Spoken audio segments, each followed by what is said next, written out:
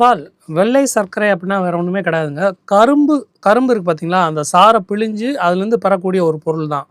கரும்பு சாறை பிழிஞ்சா என்ன ஆகும் அப்படின்னா, ஒரு பழுப்பு பழுப்பு நிறத்தில் ஒரு ஸ்படிகம் மாதிரி நமக்கு கிடைக்கும். அந்த படிகத்தை பழுப்பு நிறத்தில் இருக்கக்கூடிய அந்த பொருளை அப்படியே சாப்பிட்டா கூட நமக்கு பிரச்சனை கிடையாது. ஆனால் அந்த பழுப்பு நிற பொருளை வெள்ளையாக மாற்றுறதுக்கு பல ப்ராசஸ் நடக்குது.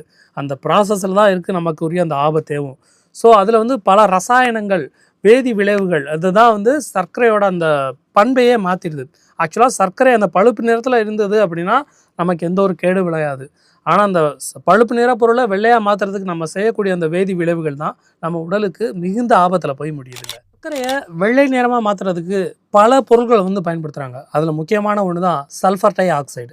இது வந்து ப்ளீச் ஏஜென்ட் அப்படின்னே சொல்லலாம். இந்த ப்ளீச் ஏஜெண்ட்டை சர்க்கரையில் சேர்க்கறதுனால என்ன ஆகுதுன்னு பார்த்தீங்கன்னா, பழுப்பு நிறத்தில் இருக்கக்கூடிய அந்த சர்க்கரையை வெள்ளை நிறமாக மாற்றுறதுக்கு ரொம்ப ரொம்ப ஒரு முக்கியமான காரணியாக இந்த சல்ஃபர் டை ஆக்சைடு இருக்குது. இந்த சல்ஃபர் டை ஆக்சைடு வந்து ரொம்ப ரொம்ப அதாவது என்ன சொல்கிறது, அமிலமழை பொழியறதுக்கு மிக ஒரு முக்கியமான பொருள் தான் இந்த சல்ஃபர். அப்படிப்பட்ட அந்த பொருள் அதாவது சுவத்தையே அரிக்கும் தன்மையோட தான் இந்த சல்ஃபியூரிக் ஆசிட்னு சொல்லுவாங்க. ஆனால் அந்த பொருளையே வந்து சேர்த்து நம்ம சாப்பிட்டுட்ருக்கோம். அப்போ எவ்வளோ பெரிய ஒரு பாய்சன் வந்து நீங்கள் கொஞ்சம் யோசிச்சு பாருங்கள்.